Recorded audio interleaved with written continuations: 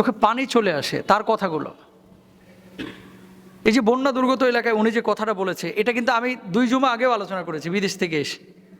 আমি বলেছিলাম যে তাদেরকে আপনারা যে ত্রাণ নিয়ে যাচ্ছেন, ত্রাণ বলবেন না, হাদিয়া বলবেন, উপহার বলবেন। উনি যে কথাটা বলেছেন আরও সুন্দর করে বলেছেন আর কি।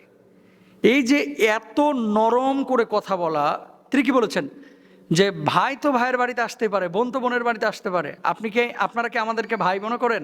তা আমরা যদি আপনাদের ভাই হয়ে থাকি, বোনদের বাড়িতে ভাইদের বাড়িতে বেড়াতে এসেছি, হাতে তো কিছু করে নিয়ে আসি, ভাই ভাইয়ের বাড়িতে তো হাতে করে কিছু নিয়ে আসে, আমরা আপনাদের জন্য কিছু উপহার নিয়ে এসেছি। কত বড় মারাত্মক কথা! আসলে এই সমস্ত কথা দিয়ে অমুসলিমের মনও কিন্তু জয় করা যায়। তো আমরা এখান থেকে একটা বিষয় খেয়াল করতে পারি, এবং শত্রুদের প্রতি তার যে ভালোবাসা। উনি বলেন যে আমার কোনো ক্ষোভ নেই, রাগ নেই, গুচ্ছা নেই, সবাইরা আমরা মাফ করে দিয়েছি। তো এই যে উদারতা, এই উদারতাটা মানুষকে অনেক বড় করে ভাই, অনেক বড় করে। আপনি যেই